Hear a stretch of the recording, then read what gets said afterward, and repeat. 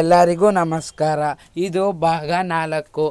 ಇದರಲ್ಲಿ ಸತ್ತ ವ್ಯಕ್ತಿಗೆ ಜೀವ ಹೇಗೆ ಬರುತ್ತದೆ ಎಂಬ ಪೂರ್ತಿ ಮಾಹಿತಿಯನ್ನು ನಾನು ನಿಮಗೆ ತಿಳಿಸೋಕೆ ಹೋಗ್ತಾ ಇದ್ದೀನಿ.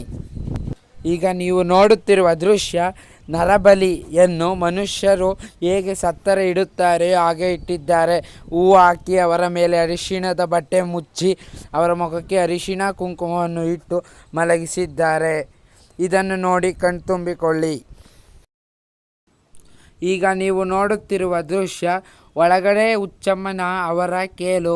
ಅವರು ಅರ್ಚಕರ ಮೈಯ ಮೇಲೆ ಬಂದು ಒಳಗೆರೆ ಹುಚ್ಚಮ್ಮನವರು ಕೇಲು ತರುತ್ತಾರೆ. ಗುಂಡೆಗಾಲದಲ್ಲಿರುವ ಒಳಗೆರೆ ಹುಚ್ಚಮ್ಮನ ದೇವಸ್ಥಾನದಿಂದ ಈ ಕೇಲನ್ನು ತರುತ್ತಾರೆ. ಈಗ ಇದು ಬಲಿ ದೇವರ ಮನೆಯಿಂದ ಹೊರಟಿ ಚೌಡಿ ಬೀದಿ, ನಾಯಕರ ಬೀದಿಯಲ್ಲಿರುವ ಚಾವಡಿ ಬೀದಿಗೆ ಬರುತ್ತದೆ.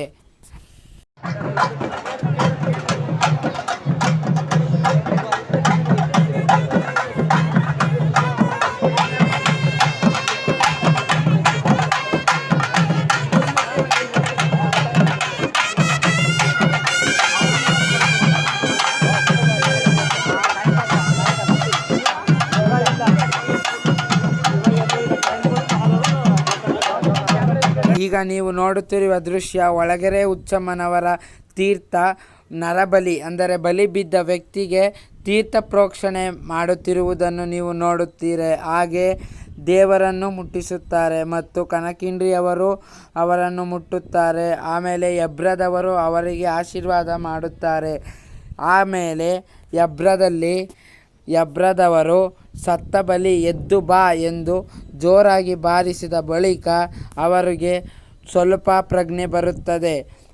ಆಗ ಅವರನ್ನು ಎಸೆದಾಡುತ್ತಾ ಮಾರಿಗುಡಿಯಿಂದ ಕೆಳಗಡೆ ವೃತ್ತದ ತನಕ ಎಸೆದುಕೊಂಡು ಬರುತ್ತಾರೆ. ಆ ಬಳಿಕ ಅವರು ಜೀವ ಬರುತ್ತದೆ. ಅವರು ಜೀವ ಮಾಮೂಲಿ ವ್ಯಕ್ತಿಯ ಹಾಗೆ ನಡೆದಾಡುತ್ತಾರೆ, ಉಸಿರಾಡುತ್ತಾರೆ.